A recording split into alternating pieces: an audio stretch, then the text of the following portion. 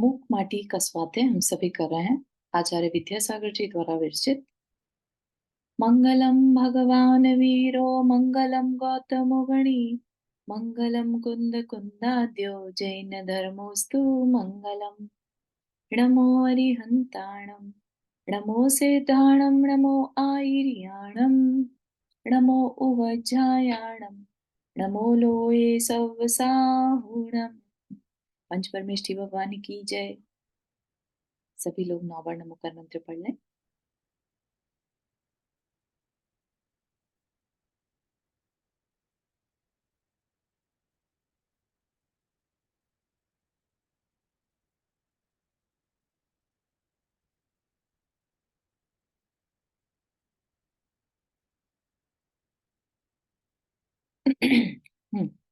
तो कुछ क्वेश्चंस पूछते हैं पिछली क्लास से रिलेटेड। पहली क्लास थी पिछली बार, है ना? तो थोड़ा सा रिवीजन करते हैं, देखते हैं कितनी जानकारी, कितनी अंडरस्टैंडिंग हमारे अंदर आई है। तो मूक माटी किसके बारे में है? ये अभी तक हमने क्या समझा, किसके बारे में? कोई बताएगा अपने आप को अनम्यूट करके? माटी के बारे में राजेंद्र चारू माटी के बारे में बताया कि माटी कैसे मूक माटी, मतलब साइलेंट होके कैसे अपना वो बता रही है अपनी वेदना। बिल्कुल सही है, बहुत सुंदर। किस तरह का, कौन सा समय से जो है स्टार्टिंग हुई है इस काव्य की, महाकाव्य की? प्राकृतिक कौन सा टाइम चुना गया उसके लिए? और कोई ट्राई करेगा? अर्ली मॉर्निंग, वो अर्ली मॉर्निंग, प्रातः काल बाद बहुत सुंदर, बहुत ही बढ़िया, सनराइज का। Very nice, yes. सनराइज का टाइम था तो उससे स्टार्ट हुई। और नदी जो है वो सरपट भाग रही है ना? तो नदी सरपट जब भाग रही है तो कवि ने उसको किससे कंपेयर किया? नदी सरपट भाग रही है तो वो किससे, क्यों ऐसा कर रही है?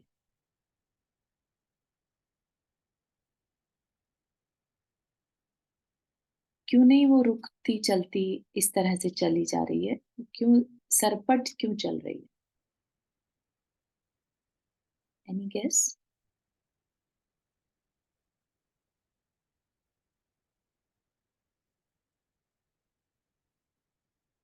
उसको किससे कंपेयर किया नदी को? अपनी उसमें मतलब अपनी हृदय हार्ट को जैसे अपना वो अपनी वेदना को उससे कंपेयर कर रही है कि कैसे जैसे वो चलती है समुद्र में, जैसे मंथन होता है तो उसका माटी का जो है उसके ऊपर कैसे उसे रौंदा जा रहा है या कैसे।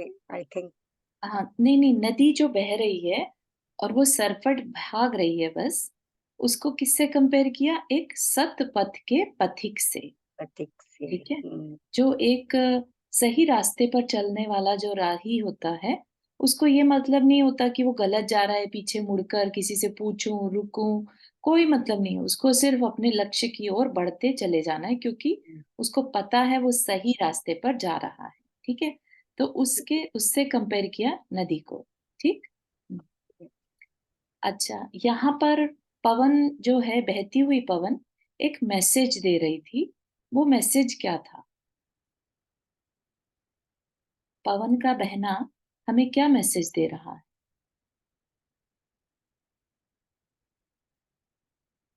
कोई बताना चाहेगा? ट्राई करेंगे, बताया क्या था। पूछा क्या हाँ, पूछा आपने? पवन जो हवा है, वायु है, बहती है, वो बहते बहते क्या मैसेज दे रही है? उससे हमें क्या मैसेज लेना? कि हमेशा कुछ भी कि बाधाएँ आएँ, उसके बाद भी अपन उसको छोड़ के आगे बढ़ते रहना, अम, नहीं? थोड़ा सा नहीं, कोई और ट्राई करेगा? बहती हुई पवन क्या मैसेज दे रही है? बहती हुई नदी का तो बता दिया कि लक्ष्य अगर हमारा सही है तो हमें कहीं रुकने की जरूरत नहीं, हमें इधर उधर मुड़ने की, देखने की जरूरत नहीं। ऐसे ही बहती हुई पवन क्या मैसेज देती है? कि बहना ही जीवन है। ठीक है? तो ये हमारे लिए मैसेज है एक। यहाँ पर हमने देखा था, सुगंध पवन बह रही है, बहते बहते क्या कह रही है? बहना ही जीवन है। ठीक है? तो इस तरह की चीजें हमें अपनी लाइफ में भी याद रखनी है। ठीक। अब माटी जो है धरती माँ से क्या कह रही है? पद दो, पथ दो और पाथे भी दो, कि मुझ में वो श्रद्धा हो ताकि मैं चल सकूं। जब तक श्रद्धा नहीं होगा किसी रास्ते पर, तब तक चल नहीं सकते, है ना? रास्ता बताओ मुझे, उस रास्ते पर चलने की हिम्मत दो, और उसका उसके बारे में नॉलेज भी दो, कि मैं कैसे, मुझे पता चलेगा कि मैं सही जा रही हूँ कि गलत जा रही हूँ। ठीक है ना? तो पद दो, पथ दो और पाथे भी दो माँ। ठीक। और अब यहाँ पर हम वापस से आगे का देखेंगे क्या होता है वहां पर, कि जो है थोड़ी देर के लिए बिल्कुल शांति सन्नाटा छा जाता है, क्योंकि अभी तक क्या था, माटी की सारी बात जो है धरती माँ सुन रही थी, है ना? अब मौन का भंग होता है माँ की ओर से। तो क्या कह रहे हैं? जिसकी आंखें और सरल और तरल हो आ रही हैं, जिनमें हृदयवती चेतना का दर्शन हो रहा है, जिसके सल छलों से शून्य विशाल भाल पर गुरु गंभीरता का उत्कर्षण हो रहा है। ये किसकी बात कर रहे हैं? अब माटी का फेस बता रहे हैं, एक्चुअली माटी का नहीं, धरती का फेस बता रहे हैं, किस तरह की वो धरती की भावना बन रही है, क्योंकि उसकी बेटी, एक तरह से धरती माँ की बेटी है माटी। तो बेटी अगर कुछ दुखी होकर कुछ बोलती है, तो माँ की हालत कैसी होगी, है ना?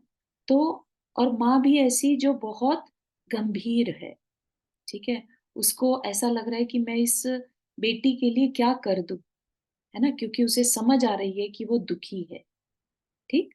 तो क्या कहा? जिसकी आंखें और सरल और तरल हो आ रही हैं।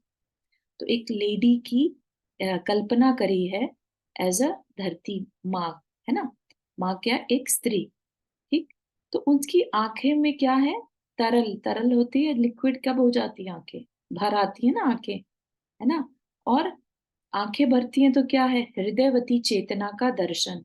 आंखों से ही हमें किसी के भी हार्ट की जो फीलिंग्स हैं, उसकी आंखों में दिख जाती हैं इमीडिएटली, राइट? और आंखों में किसी के सरलता है या वो मगरमच्छ के आंसू हैं, राइट? वो भी चीज जो है साथ में होना जरूरी है। तरलता तो कोई भी ला सकता है, लेकिन सरल होना हर एक के बस की बात नहीं है, राइट? तो सरल और तरल, जिसकी हृदयवती चेतना का दर्शन उसकी आंखों में हो रहा है, जिसके सल छलों से शून्य विशाल भाल पर, भाल मतलब माथा, ठीक है? तो जिस स्त्री का, जैसे हमने यहाँ पर विजुअलाइज करा है, धरती माँ यानी स्त्री है, तो उनके माथे पर किसी तरह की कोई सल नहीं है, ठीक है? उनके कोई भी वरी, जैसे कहते हैं ना, वरी नहीं है। भले ही बेटी का दुख है, लेकिन वरी नहीं है। क्यों? क्योंकि उनके अंदर एक मैच्योरिटी है।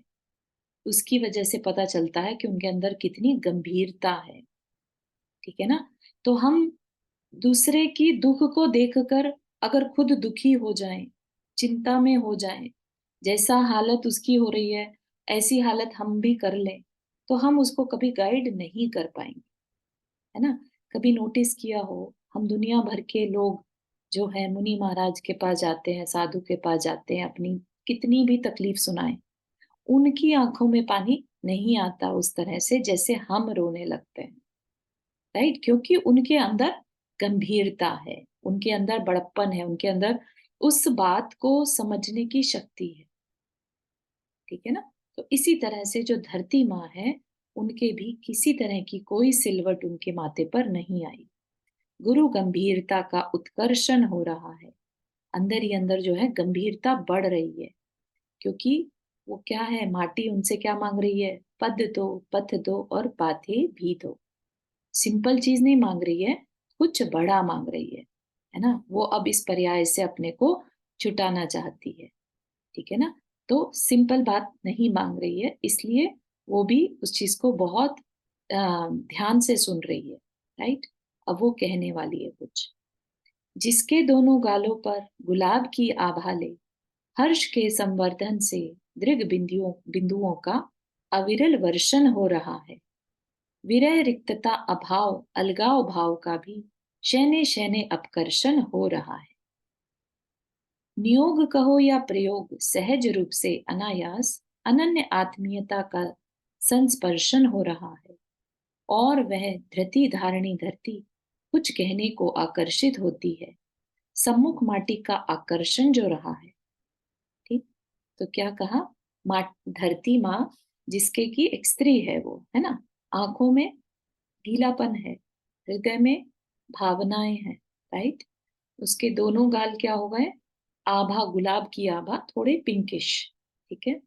और हर्ष के संवर्धन से आंखों में किस तरह के आंसू आ रहे हैं इस समय, हर्ष बढ़ने से जो आंसुओं की धारा बह रही है, दृग बिंदुओं का अविरल वर्षण, अविरल मतलब बिना रुके बस बह रहे हैं, आंसू बह रहे हैं, लेकिन वो दुख के आंसू नहीं कि बेटी दुखी है तो मैं भी दुखी हूँ। उसको किसी बात से बहुत ज्यादा खुशी हुई है, तो वो खुशी क्या है वो आगे अपनी बताने वाली है, क्योंकि उसके अंदर गुरुत्व बढ़ रहा है, मैच्योरिटी, बहुत गंभीरता बढ़ रही है धरती माँ के अंदर। ठीक, विरह रिक्तता, उनसे माटी का दूर होने का भी भाव जो है, अलगाव भाव भी धीरे धीरे शैने शैने अपकर्षण हो रहा है। उनके अंदर, धरती माँ के अंदर, उस माटी से छूट जाऊंगी ऐसा भाव नहीं आ रहा, मतलब कि इस भाव से भी वो विरक्त हो रही है। ठीक है, तो उसको इस बात से भी अभी कोई दुख नहीं है। जैसे माँ का बेटी के साथ होता ही है ना, कि कुछ भी सलाह दूंगी कि तू ऐसा कर ले, वैसा कर, यहाँ चली जा, वहां चली जा, तो अंदर ही अंदर माँ के लिए वो हैवी रहता है, राइट, भले ही कितना भी सजेशन दे। लेकिन यहाँ पर क्या है, माँ, धरती माँ की जो आंखों से हर्ष के आंसू बह रहे हैं, और अंदर में कहीं से भी अलगाव भाव जो है वो कम ही हो रहा है, बढ़ नहीं रहा है। नियोग कहो या प्रयोग, नियोग होता है भाग्य और प्रयोग होता है पुरुषार्थ, ठीक है। तो दोनों में से कुछ भी हो, सहज रूप से अनायास, बहुत नेचुरल तरीके से अनन्य आत्मीयता का संस्पर्शन हो रहा है। अनन्य मतलब जैसे कि धरती और माटी एक ही हो, इतना ज्यादा कंपैशन, इतनी ज्यादा अंदर में वाइब्रेशन, ठीक है, अनन्य आत्मीयता का संस्पर्शन हो रहा उस धरती माँ के अंदर। उसी तरह के भाव जैसा वो धरती फील, माटी फील कर रही है, वैसे भाव अंदर में हो रहे हैं। और वह धरती धारणी धरती, धरती मतलब धैर्य, धारणी मतलब धारण करने वाली, जो धरती माँ को हमेशा धैर्यवान कहा जाता है। सबसे ज्यादा जो धैर्यवान होता है वो धरती माँ बोली जाती है, राइट। कोई उससे कितना भी मिसबिहेव करे, वो हमेशा, हम कितना उसे खोदते हैं, कुछ भी करते हैं, वो हमेशा देने पर ही रहती है कि बस दे दो, है ना। तो ऐसे ही धरती धारणी धरती कुछ कहने को आकर्षित होती है, उसका मन कुछ कहने को रेडी हो जाता है। क्यों आकर्षित होती है, उसके सामने माटी का आकर्षण है, ठीक है, माटी उसको अच्छी लगती है, इसलिए अब उसको कुछ कहने का मन हो रहा है। ठीक है, लो भीगे भावों से संबोधन की शुरुआत। ठीक, तो बहुत आत्मीयता के साथ अगर कोई किसी को संबोधन देगा तो वो किस तरह का संबोधन होगा, है ना, स्पेशली जब सामने कोई दुखी है बहुत। ठीक है ना। हाँ रुक्मिणी आंटी, आपने हाथ रेज किया। हाँ, चारों जैसे ये धरती के बारे में बता रहे हैं, तो इनका आपस में रिलेशन जैसे बताया जा रहा है कि धरती का उस माटी से क्या रिलेशन है, ठीक है? हम्म। तो धरती के भाव ज़्यादा बताए जा रहे हैं, अब तो माटी के बजाय ये कुछ मतलब आगे आएगा कुछ? नहीं, आपकी बात नहीं समझे, मतलब माटी के भाव तो पहले ही बता दिए, वो तो बहुत दुखी है ना। अच्छा, और वो नहीं ठीक है। चाहती अब कि बस, वो उसको ऐसा लग रहा है कि ये मुझे पर्याय चाहिए ही नहीं, मुझे हाँ, लाइफ में रहना ही नहीं, क्योंकि मैं बहुत अपने आप को नीचा फील कर चुकी हूँ, ओके, अब मुझे ऊपर उठना है ना। ओके। तो अब माटी का अंदर से भाव कैसा दिखाया है, जैसे कि एक मैच्योर पर्सन का जो होता है, धरती वो, का धरती का, हाँ, तो धरती हाँ, के अंदर मैच्योरिटी है, तभी वो उसको एक सही सलाह दे पाएगी। ओके। ठीक है, थैंक यू। इसलिए हाँ, तो इसलिए माटी का भाव बताया जा रहा है यहाँ पर, क्योंकि ओके, कवि क्या है, पूरा विजुअल करवा रहा है हमें, ठीक है ना। तो ओके, हमें पूरा विजुअल करके उस चीज को देखना है। ठीक है, थैंक यू। Sure. तो क्या कहती है, सत्ता शाश्वत होती है बेटा, प्रति सत्ता में होती हैं अनगिन संभावनाएं, उत्थान पतन की वह खसखस का दाना सा बहुत छोटा होता है बड़का बीज वह। क्या, सत्ता शाश्वत होती है बेटा। तो अब जो धरती है, क्योंकि उनको पूरी नॉलेज है, पूरी समझ है ना, कि किस डायरेक्शन में मैं इसे भेजूं, ठीक है। तो वो कैसे समझा रही है कि जो सत्ता है बेटा, बेटा मतलब जैसे अच्छा अपने प्यार प्यार में जैसे बोलते हैं बेटा, है ना। तो सत्ता मतलब तू जो इतना घबरा रही है, उसमें ये मान समझ बात को पहले, है ना, कि जो सत्ता है, जो हमारा एग्जिस्टेंस है वो शाश्वत है। जो हमारी सोल है, उसका जो एग्जिस्टेंस है वो शाश्वत है, हमेशा है। प्रति सत्ता में होती हैं अनगिन संभावनाएं। प्रति सत्ता क्या, हमारी पर्याय, जो हम फॉर्म्स ले लेते हैं, उनमें होती हैं अनगिन संभावनाएं। बहुत एंडलेस हमने जन्म ले चुके हैं, राइट। उत्थान पतन की वह, हम ऊपर नीचे कभी कुछ बन जाते हैं, कभी कुछ बन जाते हैं, कभी कैसा रूप लेते हैं, है ना। हर समय चेंजेस होते रहते हैं हमारी प्रति सत्ता में। किसमें चेंज नहीं होता, सत्ता में। सत्ता शाश्वत होती है, और प्रति सत्ता में होती हैं अनगिन संभावनाएं उत्थान पतन की। तो अभी क्या चल रहा है, माटी का पतन चल रहा है ना। और कुछ और बन जाएगी तो वो उत्थान होने लगेगा, ठीक है ना। तो प्रति सत्ता में होती है उत्थान पतन। खसखस का दाना सा बहुत छोटा होता है बड़का बीज वह। जो बड़ पेड़ होता है ना, बरगद का पेड़, कभी देखा हो आपने, बहुत बहुत विशालकाय होता है, बहुत बड़ा। यहाँ यूएस में तो नहीं दिखता है, लेकिन इंडिया में बहुत होता था। और हवाई जो ट्रॉपिकल एरिया उसमें रहता है। तो उसका जो बीज है, तो वो बहुत खसखस खसखस मतलब जो पॉपी सीड रहते हैं ना, ठीक है। तो वो छोटा सा दाना, बिल्कुल राई जितना, और वो कितना बड़ा पेड़ बन जाता है, वो सबको दिखाई देता है। वो कैसे बन जाता है, तो कह रहे हैं, समुचित क्षेत्र में उसका वपन हो, समयोचित खाद हवा जल उसे मिले, अंकुरित हो कुछ ही दिनों में, विशाल काय धारण कर वट के रूप में अवतार लेता है। यही इसकी महत्ता है, सत्ता शाश्वत होती है, सत्ता भास्वत होती है बेटा, ठीक है। तो क्या कह रहे हैं, माना कि वो एक बीज जो है बड़े से वट वृक्ष के रूप में कन्वर्ट हो जाता है, लेकिन उसके लिए क्या चीज की जरूरत है, उसके लिए उसको समुचित क्षेत्र, एक सही खाद मिट्टी पानी सब कुछ अगर मिले तो ही। अदरवाइज तो पॉपी का सीड अगर हमने ऐसे ही किसी टेबल पे छोड़ दिया तो क्या वो वट वृक्ष बन जाएगा, नहीं बनेगा, है ना। तो पॉसिबिलिटीज का दर्शन करवाया जा रहा है कि किस तरह से एक छोटा सा दाना भी वट का वृक्ष बन जाता है, अगर उसके पास सही सही क्षेत्र खाद हवा जल हो, ठीक है ना। ऐसा कुछ होगा अगर, जैसे कहते हैं ना द्रव्य क्षेत्र काल भाव, अगर सही द्रव्य क्षेत्र काल भाव मिल जाए तो उसके अंदर ग्रोथ होनी पॉसिबल है, ठीक है ना। तो सही क्षेत्र खाद पानी जल दे दें तो अब उस बीज में अंकुरण होगा, स्प्राउटिंग होगी, है ना।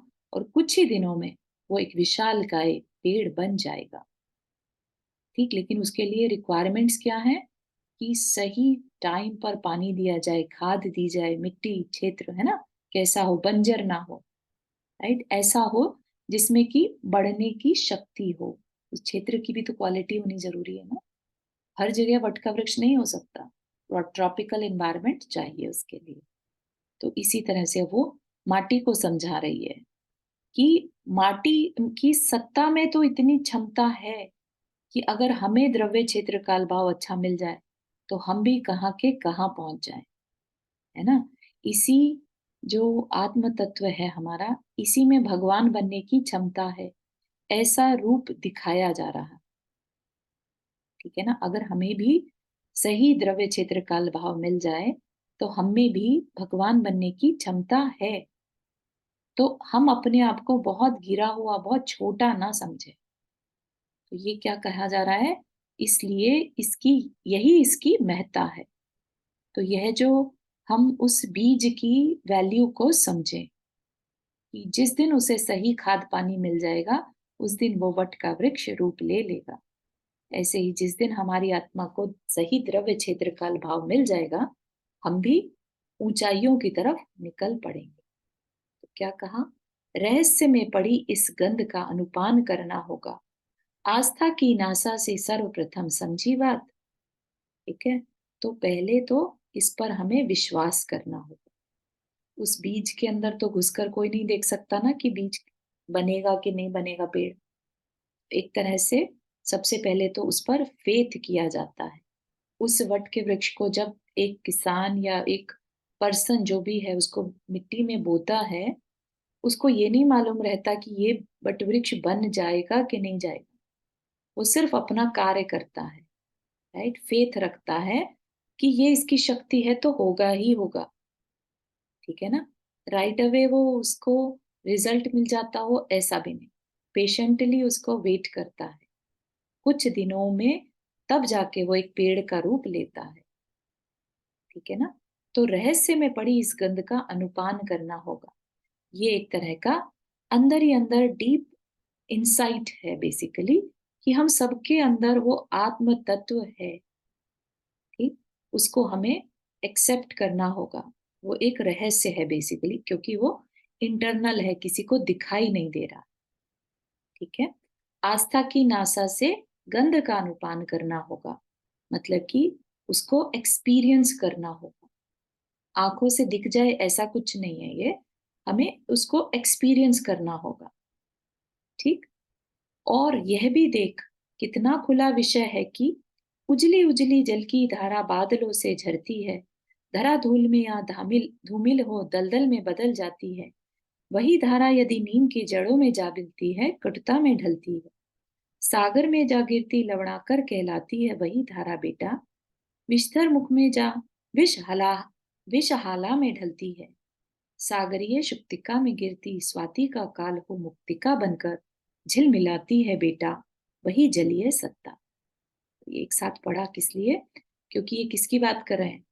अब एक नया पर्सपेक्टिव दे रहे हैं कि जैसे एक जल की धारा है, बादलों से बहती है, बादलों से झरती उजली उजली जल की धारा।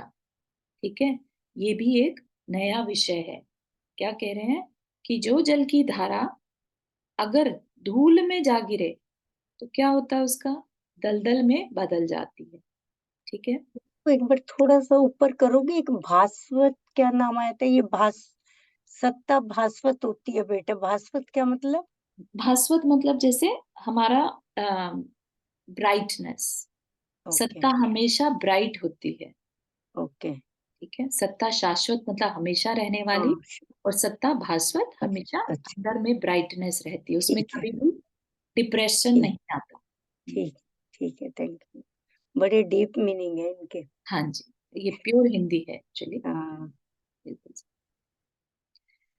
ठीक, तो वो जो बादलों से गिर रही प्योर जल की धारा है, उजली उजली, है ना, तो बिल्कुल साफ सुथरी वो जो जल की धारा है, जब धूल में गिरती है तो कैसे हो जाती है? धूल दलदल में बदल जाती है, राइट? वो थी तो जल की धारा, लेकिन अब क्या हो गई? दलदल हो गई।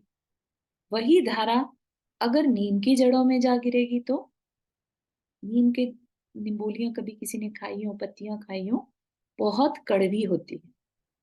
तो वो जो पानी गिरा था, पानी तो उजला था, पानी तो प्योर था, सफेद बिल्कुल, लेकिन जब गिरा मीठा था, जब जब तक उसमें नहीं गया था जड़ों में। लेकिन नीम की जड़ों में जा मिलने से कटुता में कन्वर्ट हो गया, कड़वा हो गया। ठीक, सागर में गिरा तो कैसा हो गया? लवणाकर हो गया, खारा हो गया, है ना, सॉल्टी। विषधर मुख में जा गिरा तो विषहाला में ढल गया। विषधर मतलब सर्प। सांप के मुंह में गया तो क्या हो गया? जहर बन गया, है ना। तो कड़वा हो गया, मिट्टी जैसा हो गया, खारा हो गया। ठीक। और क्या कहा, सागरीय शुक्तिका में गिरती, सागरीय शुक्तिका में गिरती, शुक्तिका मतलब मोती, ठीक है, सीप, बेसिकली शुक्तिका सीप में, सागर की अगर शुक्तिका में वो स्वाति काल में गिर जाए वही जल की बूंद, तो क्या होगा, वही झिलमिलाते हुआ मोती बन जाती है, वही जलीय सत्ता। ठीक है ना। तो ये भी एक पर्सपेक्टिव है कि हमें क्या मिला है, कैसा एनवायरनमेंट मिला है, वो हमारे हाथ में है। जैसी संगति मिलती है वैसी मति होती है, मति जैसी अग्रिम गति मिलती जाती, और यही हुआ है युगों युगों से, भवों भवों से। ठीक। हम सबके साथ भी क्या है, हम जिस तरह के एनवायरनमेंट में, जैसा हमें कर्म से शरीर मिलता है, जैसा हमें एनवायरनमेंट मिलता है, हमारी मति भी वैसी ही हो जाती है ना। एक जो कीड़ा है तो उसको विष्ठा ही अच्छी लगती है ना। कभी आपने पिग को देखा हो, उसको, या मक्खी को देखा हो, राइट, उनको हमेशा गंदी चीजों पर बैठना ही अच्छा लगता है, वो ही उनके लिए एक तरह से बेस्ट है। ठीक है ना। ये अपना अपना नजरिया है, अपनी अपनी जैसी हमारी संगति है, मतलब जैसा हमें रूप मिला है वैसे ही हमारी मति हो जाती है। ठीक। तो ये भी एक रियलिटी से अवेयरनेस करवाई जा रही है। ठीक। और जैसी हमारी मति वैसी ही हमारी फिर आगे की गति, अगला जो शरीर मिलेगा हमें, वो आज के हमारे सोच के हिसाब से मिलेगा। हम जिस तरह की सोच रखे हुए हैं, नेगेटिव है पॉजिटिव है, तो हमारा फ्यूचर भी उस पर डिपेंड होगा। और इसी तरह से युगों युगों से, भवों भवों से, अनंत काल से हम इसी तरह से जैसी मति वैसी गति करते रहते हैं। तो ये एक तरह से संबोधन दिया जा रहा है माटी को, है ना। तो एक जो गंभीरता है, जिसके पास मैच्योरिटी है, वो इधर उधर के गॉसिप नहीं करेगी, किसी तरह से पुचकार के उसको चुप करा दो माटी को, नहीं। माटी, धरती जो है वो बहुत बहुत गंभीर है, ऐसे जैसे कि बस वेट ही कर रही हो कि किस तरह से ये अपनी रियलिटी को समझे और मैं इसे संबोधन दूं। ठीक है ना। तो अभी आगे बताएंगे, बहुत सुंदर कन्वर्सेशन चल रही है। इसलिए जीवन का आस्था से वास्ता होने पर रास्ता स्वयं शास्ता होकर संबोधित करता साधक को साथी बन साथ देता है। आस्था के तारों पर ही साधना की उंगलियां चलती हैं साधक की, सार्थक जीवन में तब स्वरातीत सरगम झरती है। समझी बात बेटा। ठीक है। तो क्या कह रही है कि जो अभी आस्था की बात करी, ठीक है, आस्था मतलब श्रद्धान, है ना, वो श्रद्धान करना होगा कि हमारे अंदर वो पावर है। हमारी संगति जैसी होती है हम वैसे हो जाते हैं। तो अगर लेट से हमारी संगति किसी अच्छी सोल के साथ होती, तो आज हम शायद पंचम काल के दुख ना भी उठा रहे होते, है ना कहीं हमसे कोई गलती हुई है, जिसकी वजह से आज हम पंचम काल के दुखों को सहन कर रहे हैं, राइट।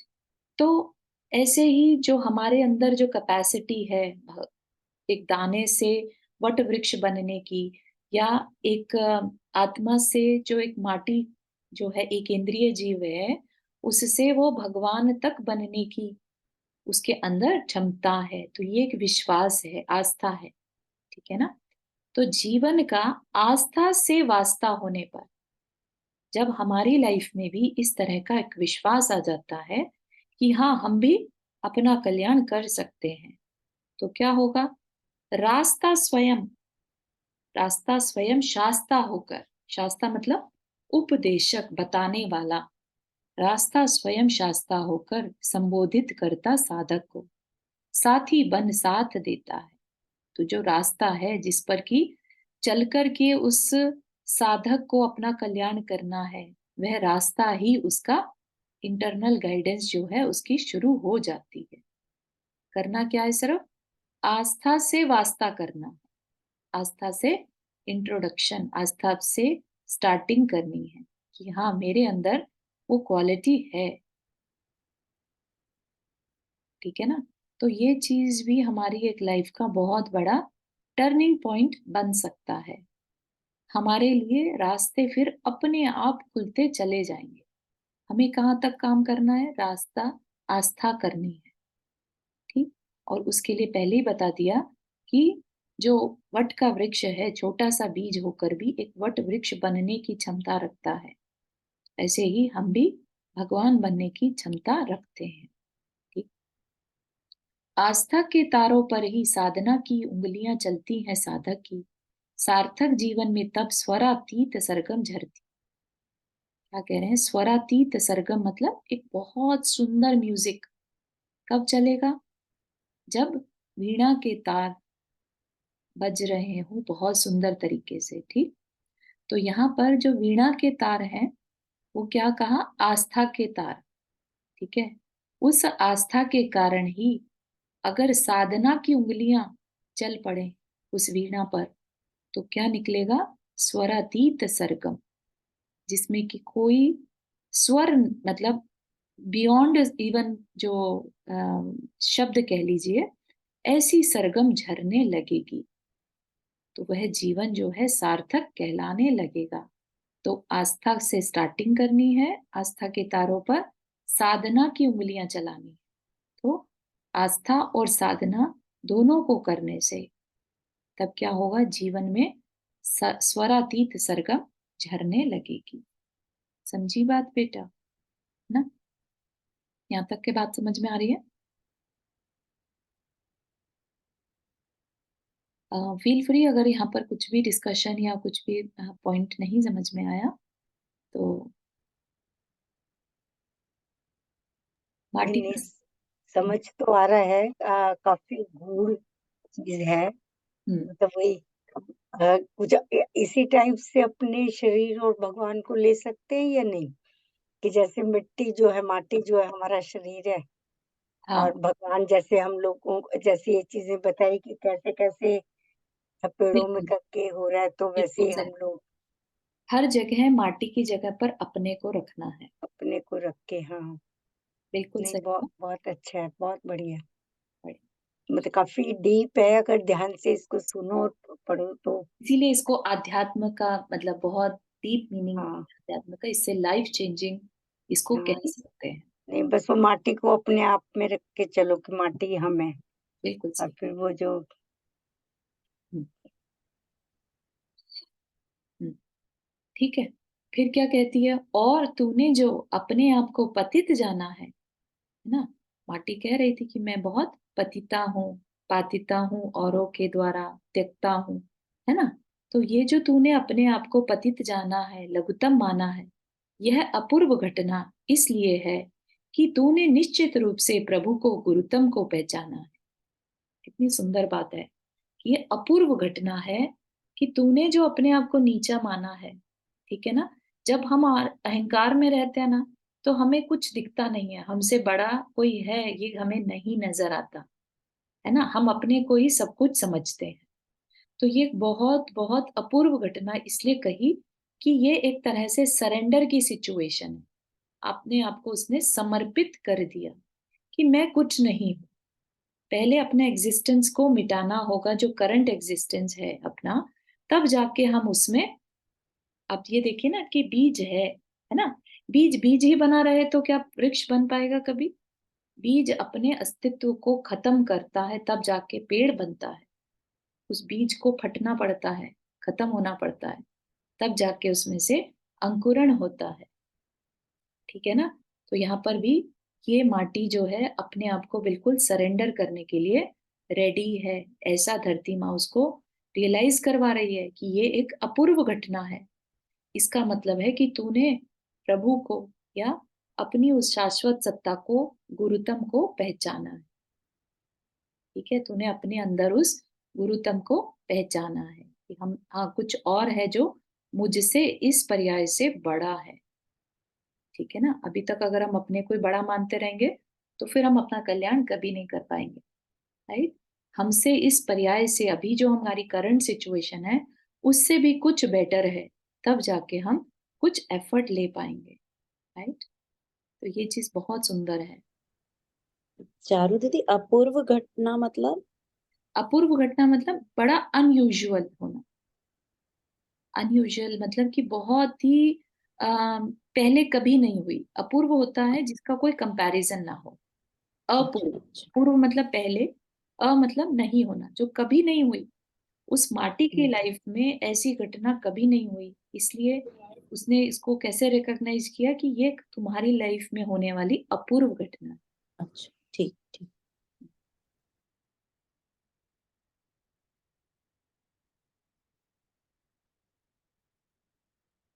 तेरी दूरदृष्टि में पावन पूत का बिंब बिंबित हुआ अवश्य। तेरी दूरदृष्टि में मतलब जो हम एक सही पर्सपेक्टिव कहते हैं ना, कि कहीं ना कहीं तुझे वो पावन पूत का बिंब, जो तुझे अपना ही वो पवित्र स्वरूप, अपने अंदर ही वो, जो हम कहते हैं ना कि हमने कभी ना कभी उस सोल को कहीं ना कहीं रियलाइज किया होगा, तभी हम इस तरह का स्टेप अपने अंदर ला सकते हैं। ठीक, तो वो कह रहे तेरी दूरदृष्टि में पावन पूत का बिंब बिंबित हुआ अवश्य, कि कहीं ना कहीं तूने अपने आप को रियलाइज किया है कि तू वाकई में है कौन। तो बिंब कह रहे हैं अभी, बिंब मतलब कि उसकी छवि देखी है तूने, ठीक है ना, उसकी छवि तूने महसूस करी है, तभी तू इतना सब कुछ फील कर पा रही है, इतना अब ऊपर उठने के लिए रेडी हो गई है। फिर आगे उसी से रिलेटेड बात करी, असत्य की सही पहचान ही सत्य का अवधान है बेटा। असत्य की सही पहचान ही मतलब एक तरह से जैसे कहते हैं ना कि हमें अगर सही गलत की पहचान करनी हो तो उनमें से किसी एक की पहचान कर लें अगर, तो दूसरे की तो अपने आप हो जाएगी, है ना।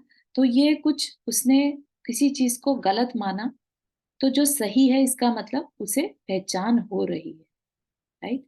तो असत्य की पहचान, सही पहचान ही सत्य का अवधान है। अवधान मतलब नॉलेज, ज्ञान है। ठीक, पतन पाताल का महसूस ही उत्थान ऊंचाई की आरती उतारना। पतन पाताल का महसूस ही मतलब जिसको कि नीचाई पता चलती है, वही ऊपर की ओर उठ पाता है। जब सेम बात कह रहे हैं बेसिकली, कि जिसने बहुत बहुत नीचे जाकर देख लिया, है ना, वही ऊपर उठ पाता है। कहते हैं ना कि जिसने आ, बिल्कुल एकदम नीचे, जिसे कहते हैं ना अपने बिल्कुल लोएस्ट पॉइंट पर जो आ जाए, वो ही वहां से एकदम से छलांग लगा पाता है। ठीक है, जिसने जो अपनी लाइफ को एंजॉय कर रहा है उसको तो पता ही नहीं चलेगा कि मुझे कुछ बेटर भी करना है। अपने को हम जहां पर हम हैं उससे ऊपर उठाने के लिए हम जहां हैं उसको अपना लोएस्ट पॉइंट मानना होगा।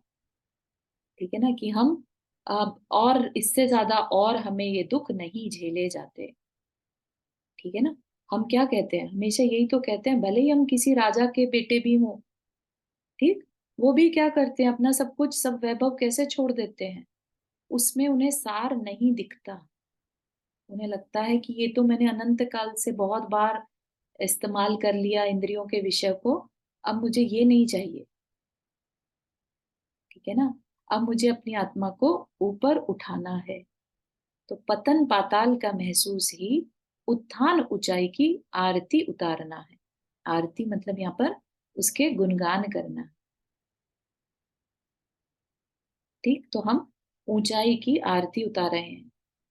आरती मतलब उसके गुणगान कर रहे हैं, उसको अच्छा समझ रहे हैं। अब हम उसको रियलाइज कर रहे हैं कि कुछ ऊंचाई भी होती है। किंतु बेटा इतना ही पर्याप्त नहीं है। आस्था के विषय को आत्मसात करना हो, उसे अनुभूत करना हो, तो साधना के सांचे में स्वयं को ढालना होगा सहर्ष। तो यहाँ पर ये एक बहुत अच्छा पॉइंट वर्ड दिया, सिर्फ एक वर्ड कहकर ही सारी बात जो है कंप्लीट हो जाती है। सहर्ष, खुशी खुशी। क्या करना होगा, इतना ही पर्याप्त नहीं है कि सिर्फ पहचान कर ली तो काम हो जाएगा क्या, नहीं। अब क्या करना होगा, आस्था के विषय को आत्मसात करना होगा, अनुभूत करना होगा। ठीक है, तो हमने जिसे अभी तक फेथ किया था, जिस पर विश्वास किया था, अब उसे अनुभूति में लाना होगा। वह जो बीज है जिसने मान लिया था कि हाँ मेरे अंदर एक वृक्ष बनने की, विशालकाय वृक्ष बनने की क्षमता है, तो अब उस क्षमता के साथ साथ अब उससे उसको एक्सपेरिमेंट में भी लाना होगा, तब जाके वो उस रूप ढल पाएगा। राइट? तो साधना के सांचे में स्वयं को ढालना होगा सहर्ष।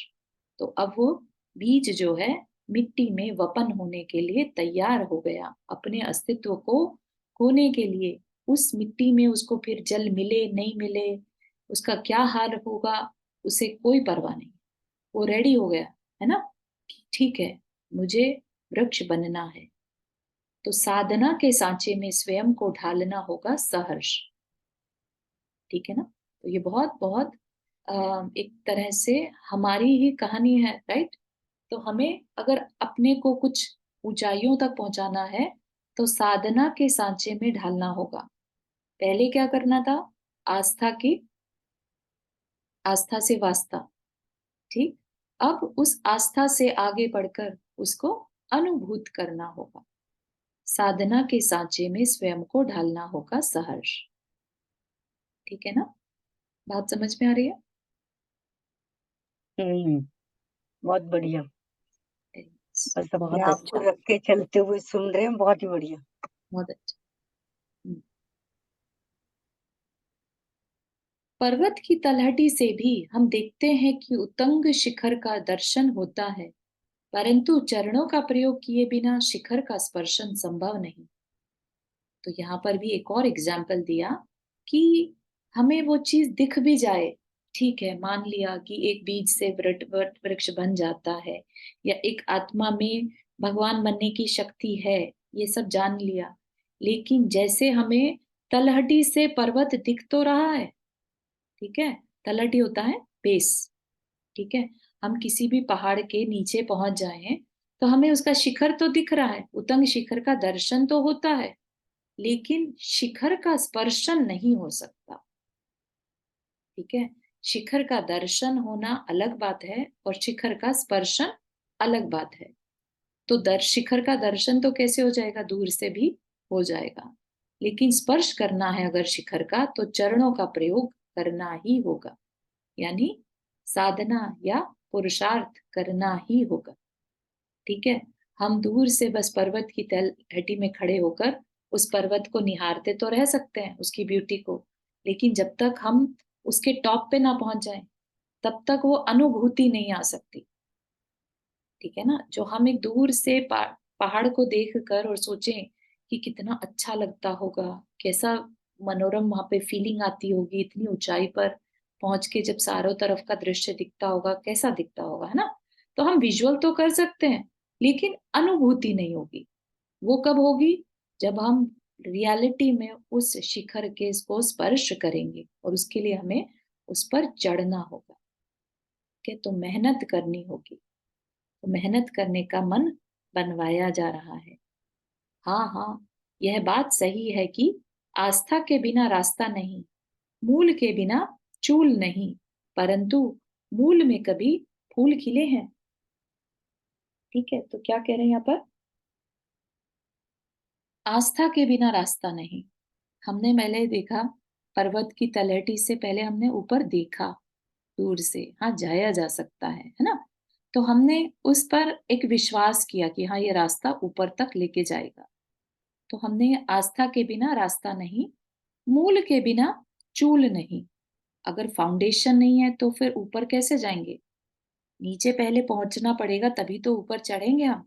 ऐसा तो है नहीं कि हम एक पर्वत से दूसरे पर्वत पर छलांग लगा जाएंगे। तो हमें जब भी चढ़ना होगा नीचे से ही चढ़ना होगा।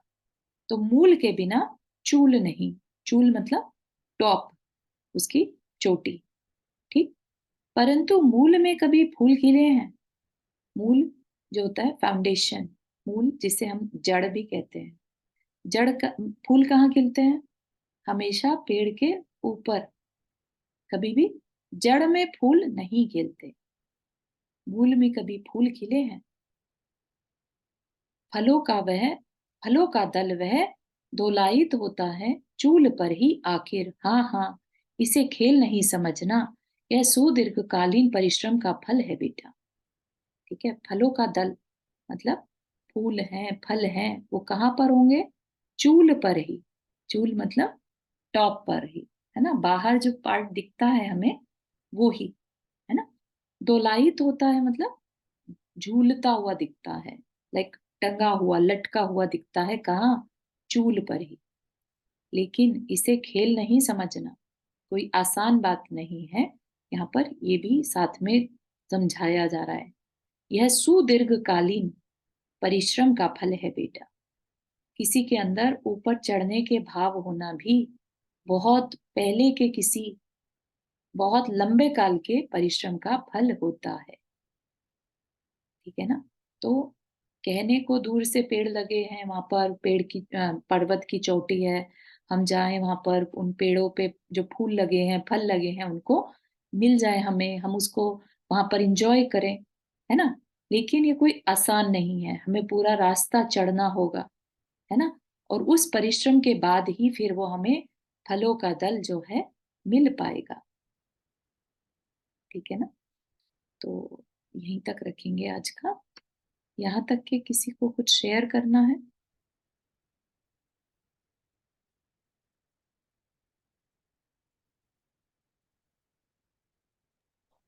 ये वाला जो था ना, असत्य की सही पहचान ही सत्य का अवधान है, ये मुझे थोड़ा क्लियर नहीं हुआ। ओके, तो इसमें क्या कह रहे हैं? असत्य की सही पहचान ही सत्य का अवधान है बेटा। लेट से आपने किसी पर्सन को देखा, लेट से आप अपने फादर को ढूंढ रहे हैं, ठीक है? और आपने किसी पर्सन को देखा पीछे से, और जब आपने फ्रंट से देखा तो आपको पता चला नहीं नहीं आपके फादर नहीं है, ठीक है ना? तो आपको असत्य की पहचान हुई कि नहीं है, तो इसका क्या मतलब है? कि आपको नॉलेज है कि कौन है, ठीक है ना? तो सत्य की आपको नॉलेज है कि मेरे को अगर अपने फादर की पहचान करनी है, अपने बेटे की पहचान, किसी की भी, है ना? तो आपको वो पता है किसकी पहचान आप ढूंढ रहे हैं, किसको, ठीक है ना? तो आप वो कब ढूंढ पाएंगे? आपको पहले सत्य का पता होगा, ठीक? तो उसमें आप किसी भी नजरिए से देखें, अगर आप असत्य को पहचानते हैं, तो इसका मतलब ये है आप सत्य को भी जानते हैं, ठीक है ना? तो असत्य को अगर आप सही पहचान रहे हैं, इसका मतलब ये है कि आप सत्य को भी जानते हैं। मेक मतलब सेंस? असत्य को अपन अगर असत्य को पहचाने तो फिर अपन सत्य को ढूँढने की कोशिश करेंगे, यही मतलब हुआ ना? असत्य को पहचान रहे हो अगर, तो आप इसका कहीं ना कहीं आप सत्य को जानते हैं, हाँ, ऐसा। मतलब सत्य को जानते हैं पर उसको ढूँढने की कोशिश करेंगे फिर। हाँ, ढूंढने की कोशिश करेंगे, या मतलब जैसा भी है, आपको जो गोल चाहिए वो हाँ। आप उस तक पहुंचेंगे कब? जब आपको नॉलेज होगी। हुँ। हाँ, मतलब ये सत्य नहीं है इसलिए सत्य कुछ और उसको ढूँढो मतलब उस तक पहुँचो। करेक्ट। ऋचा जी, क्लियर हुआ? हाँ जी, क्लियर हुआ। थैंक हाँ जी, थैंक यू। और किसी को यहाँ पर कुछ ना समझ में आया हो? सहर्ष भी थोड़ा-सा कम समझ में आया। सहर्ष मतलब कि देखो, साधना के सांचे में ढालना होगा, तो एक जैसे गोल्ड होता है, उसको साफ सुथरा करने के लिए तपाया जाता है, राइट? हुँ, हुँ। तो तपाया जाएगा, तपस्या करनी होगी, साधना करनी होगी। वो भी कैसे? सहर्ष, किसी के फोर्स करने से नहीं, खुद के अंदर के भाव से, खुद की इच्छा से। अच्छा, खुद की इच्छा से सहर्ष का मतलब हर्ष, ठीक हाँ, हाँ, हर्ष मतलब खुद का हाँ, खुद खुशी से खुशी हाँ, करना, खुशी से हाँ, ठीक खुशी। Thank you.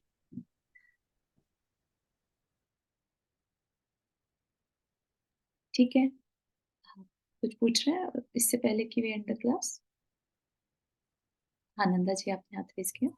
हाँ, एक चीज़ मुझे थोड़ा-सा क्लियर कर दीजिए कि मतलब हम व्रत वगैरह जो करते हैं, जी। तो एक हमने नियम लिया है अपने को डिसिप्लिन करने का ना। हम्म, अब जब हम अपने आप को डिसिप्लिन करते हैं तो बहुत खुश तो नहीं होते हैं उसमें मतलब नियम है, हमें पालना है और हम ये सोच के कि हाँ, इससे हमें अच्छा होगा, हमारे जो आत्मा, हमारी जो सोल चाहती है, हाँ, हम उसके लिए कुछ कर रहे हैं।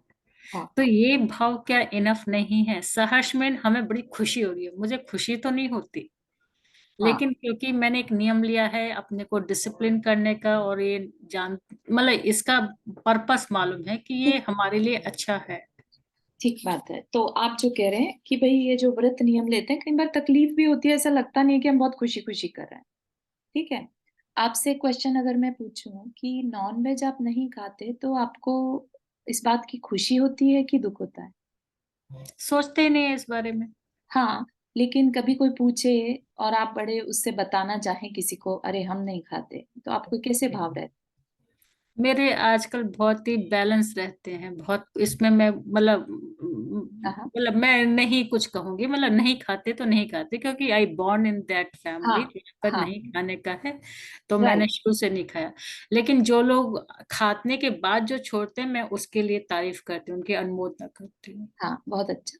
तो चलिए, ये तो आपका एग्जाम्पल हो गया, लेकिन हम जब भी कुछ चीज छोड़ते हैं, राइट, जिसमें हम सहज हैं और हम नहीं करते, तो हम अच्छा फील करते हैं कि हम नहीं करते काम, अच्छा है, हम अल्कोहल कंज्यूम नहीं करते, हम नॉन वेज कंज्यूम नहीं करते, हमें अंदर ही अंदर कहीं ना कहीं अच्छा फील आती है।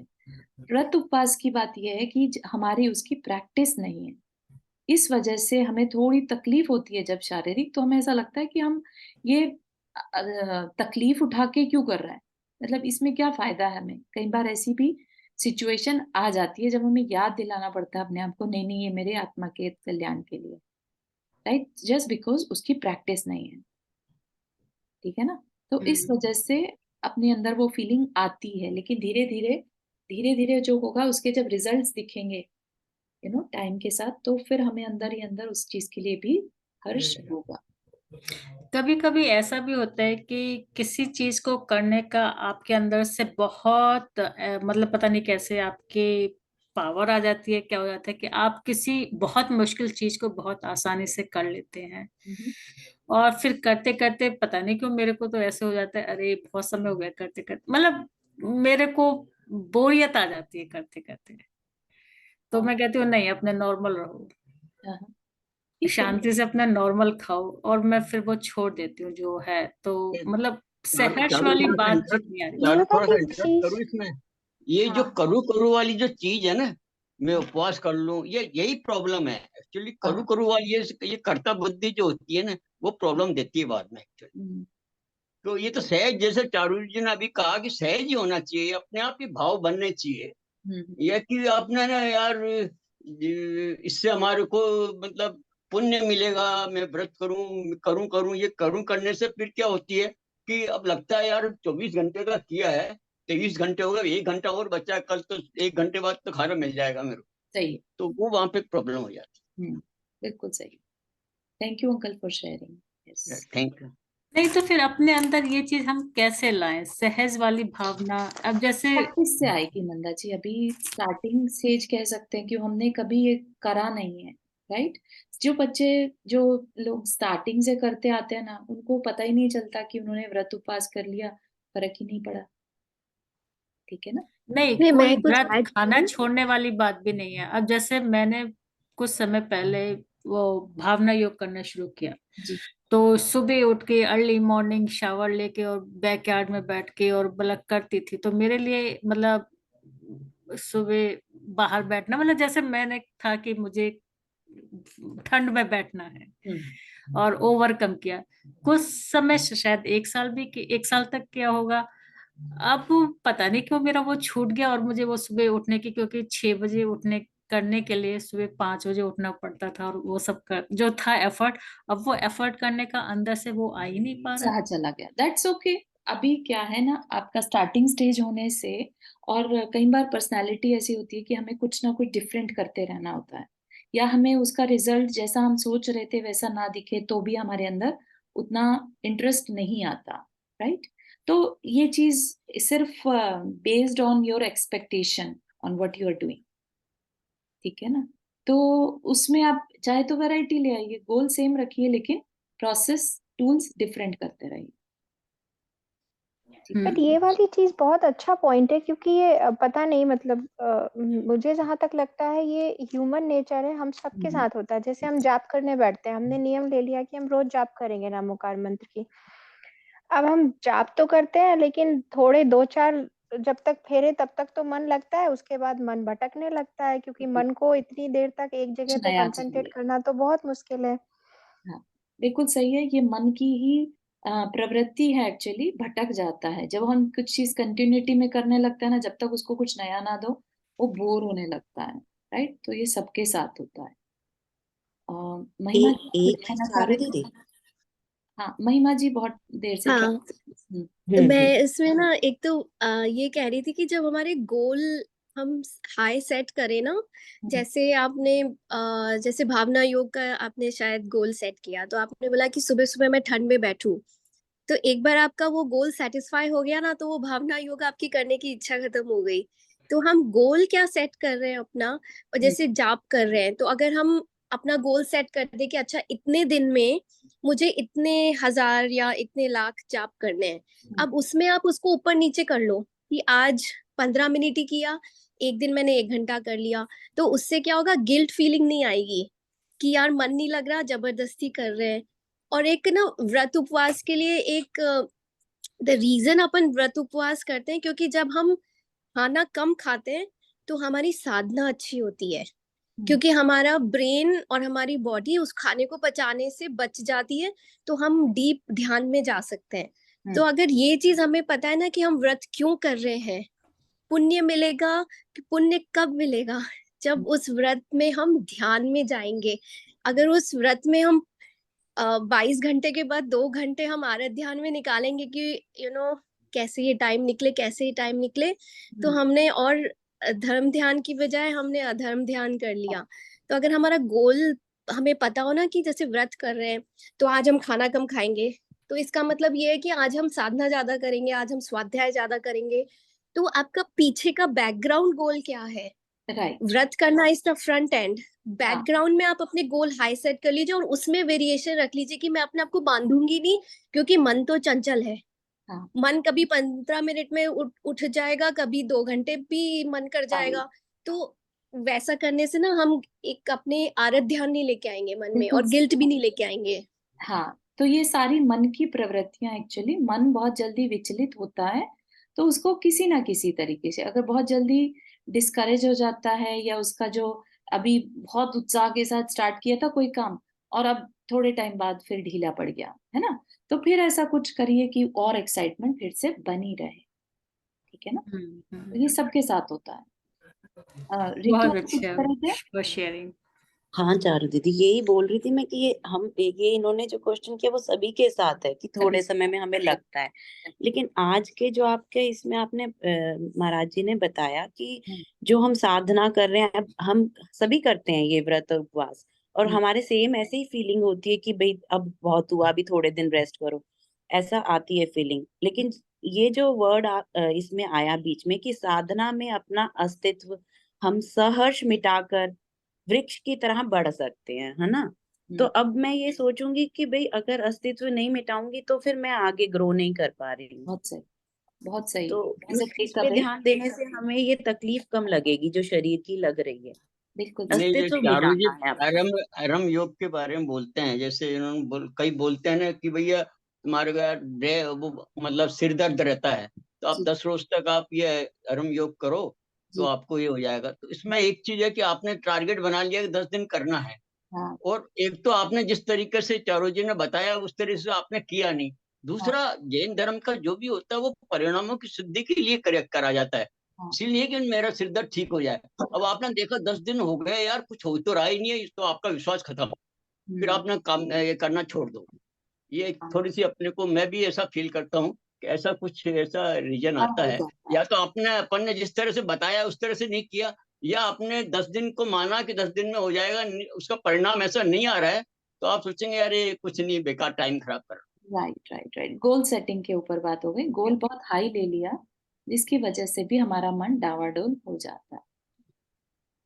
चलिए। और दूसरी बात, कर्मों का भी तो खेल होता है ना, 10 दिन में ठीक होना अपने, अगर कोई कर्म आ रहे हैं तो फिर कोई भी अपने को बोल दे कि 5 दिन में ठीक हो जाएगा, मे बी नॉट, क्योंकि कर्म की वजह से कोई बीमारी आई है या कोई दुख आया है, तो बिल्कुल सही, उसका भी एक रोल रहता है।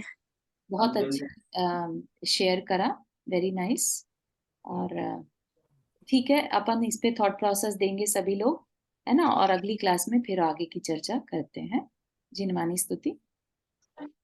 जावाणी के ज्ञान से सूझे लो कालो, वाणी मस्तक करो सदा वेद बोधो।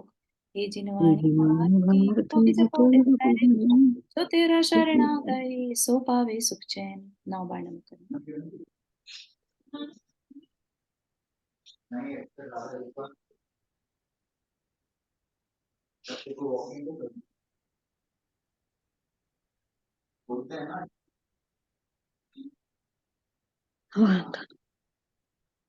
इसी लिंक पर अभी थोड़ी देर में 9 बजे अनदर 3 आवर्स में कर्म कैसे करे का स्वाध्याय करेंगे हम लोग, तो ज्वाइन कीजिएगा।